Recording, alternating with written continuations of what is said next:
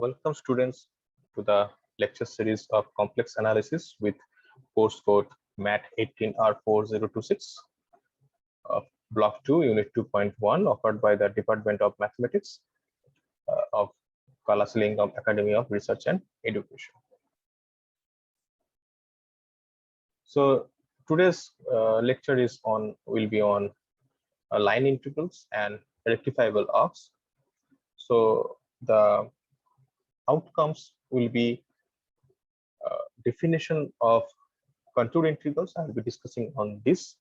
So how to define contour integral and how to solve them.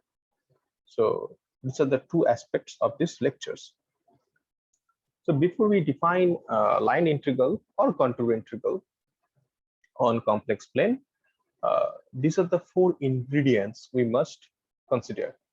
The first one is that a complex plane is nothing but plane consisting this complex number of the form z equal to x plus I into y. So as I have discussed in earlier lectures, that this also can be considered as an order pair x comma y, and there will be two axes, real axis and imaginary axis. So consider that complex plane, okay, with complex number z equal to x plus I. And this is the complex differentiable. Take the differentiable both sides of this complex number. So eventually that will give you dz equal to dx plus I into dy. Now we have to define one of the major aspect, curve on complex plane. So how to define a curve on the lying on the complex plane? Okay, so this is how to define. Suppose gamma of t, where t is the parameter or variable. For our convenience, we will only consider t, will only say t as parameter. This parameter runs from a to b, so it lies in the closed interval a to b, and gamma of t is equal to x of t. So this is the real part. This is also a function of t, and the imaginary part is yt. This is also a function of t. So this is how we define a curve on the complex plane, lying completely on the complex plane. Okay, now the last one is the complex function. This is all you know, f of z. It has two parts. One is real and imaginary. Real part is u comma x comma u of x comma y, and imaginary part is v of x comma y. So with all these ingredients, now we are in a position to define something called path or contour integrals. Given the so how to define? So suppose this function f of z is defined on the curve, given curve gamma. Then the line or contour integral of f of z over the curve gamma is written as this way: integration over gamma f of z dz, and it defined as integration a to b f of gamma of t comma gamma dash of t dt. So one thing is required to define this contour integral is that gamma, this curve on the complex plane gamma, must be smooth enough, or at least has to be differentiable and continuous. Okay, so that's why gamma dash also exists. Otherwise, if the curve is not smooth enough, suppose the curve is not differentiable somewhere, then you cannot consider this gamma dash t. This may not exist. So we are writing this as gamma dash t. That simply implies that we are considering that gamma is a smooth curve. In other words, gamma is differentiable and continuous. And this is the final definition of contour integrals, and we must remember this whenever we will be solving some problems. Okay, this is a must thing. And this a and b is the range of the parameter t on which the integration will be evaluated. So the right hand side is nothing but a normal Riemann integration, you can see, and in the example also we will discuss how to solve using this definition.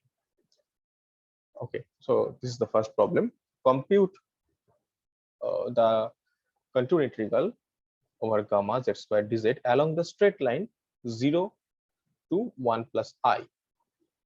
So here the curve is a straight line. It's a straight line between the points origin and 1 comma 1.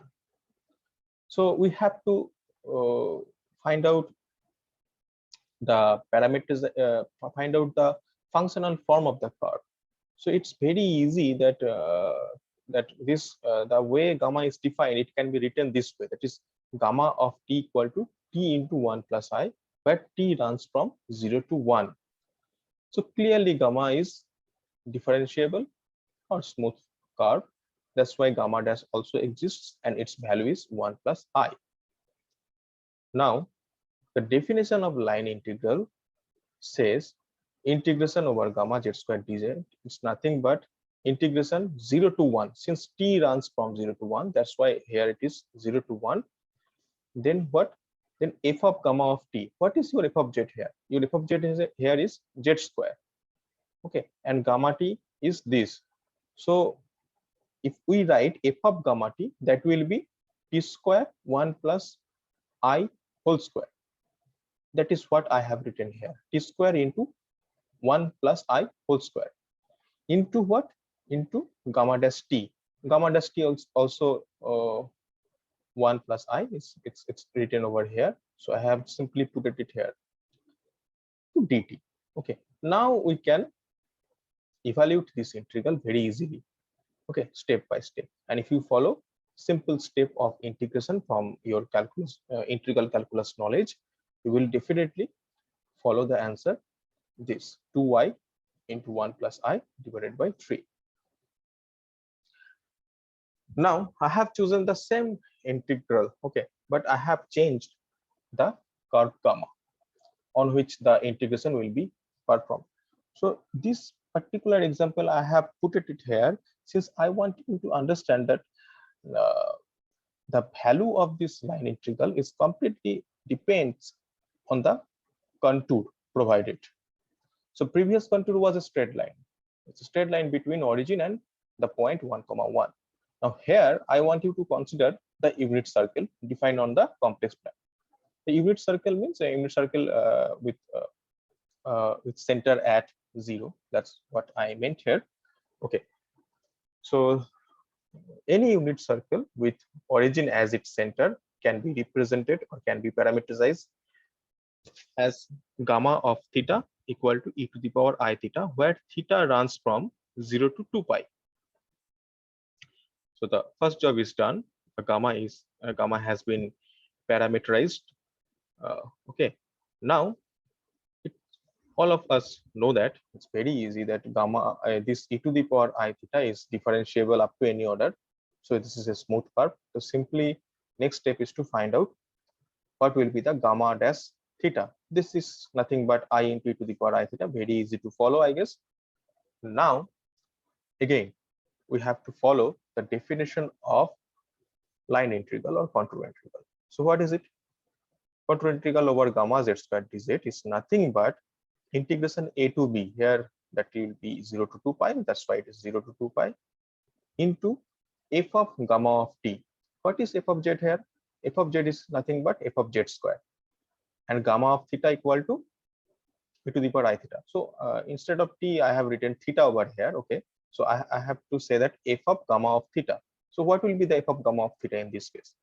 E to the power I theta whole square, that's nothing but e to the power 2 I theta. I have written it over here, into gamma dash theta.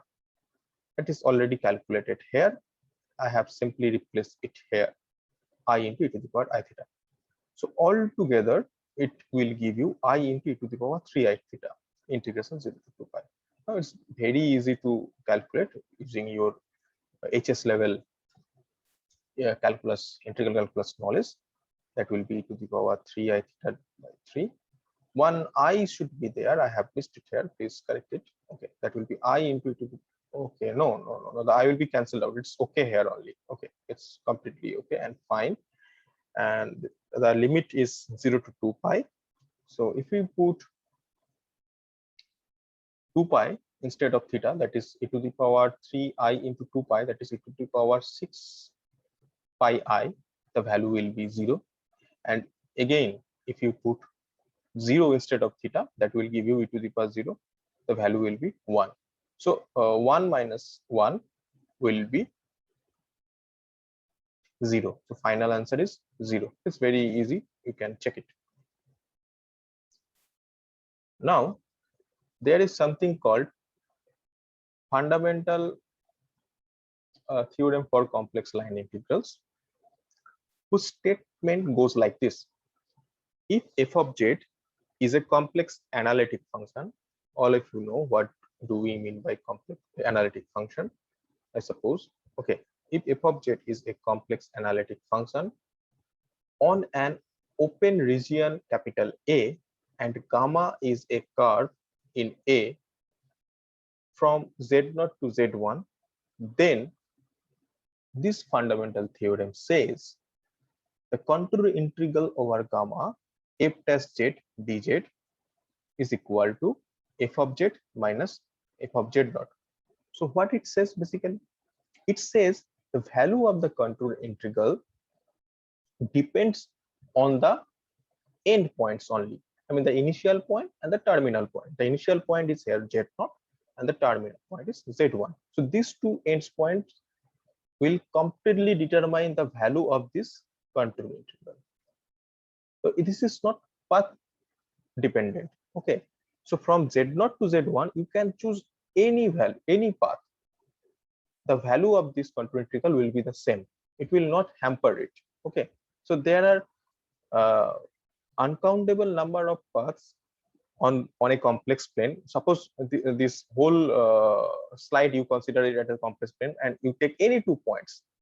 So these any 2 points can be connected through numerous number of paths. Okay, numerous number of paths with numerous numbers of curves, differentiable smooth curves.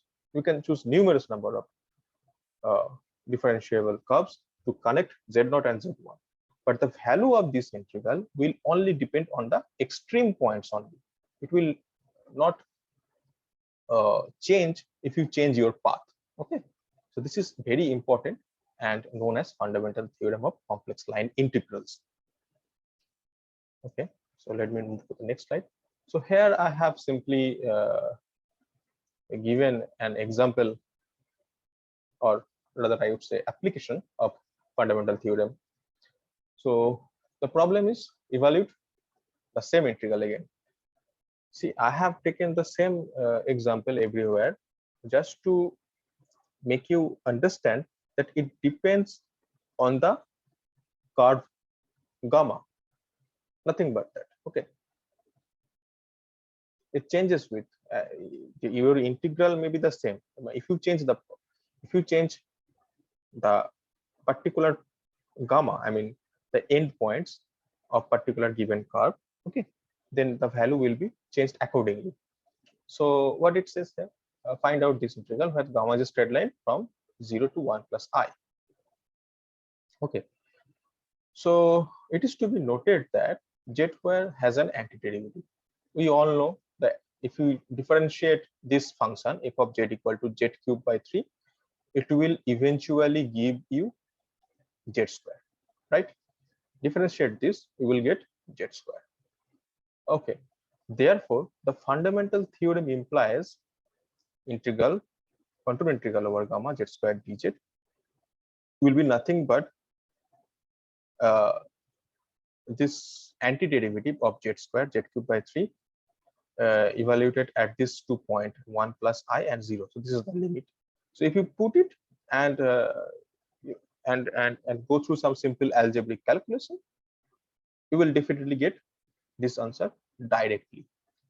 So see, this is the first problem what we have chosen in today's lecture. So let me go back to the problem again. Here, so this is the first problem. Here, from the definition, we have concluded the answer, this 2i 1 plus I by 3. So I simply took the definition and step by step reached to the answer. But here I have used the fundamental theorem. Okay, since the antiderivative of z square is very easy to find, so and that's why I have chosen the fundamental theorem of complex line integral and directly follow the answer. So this is the simplest way. Whenever you know the antiderivative of a given function, then you don't need to compute all gamma dash t and other aspects, and no need to solve the integration in step by step, no need to perform the integral. Okay, so but the condition is here, you must know the antiderivative of the given integrand. Okay, so with this I stop this lecture, and student, please follow the next series.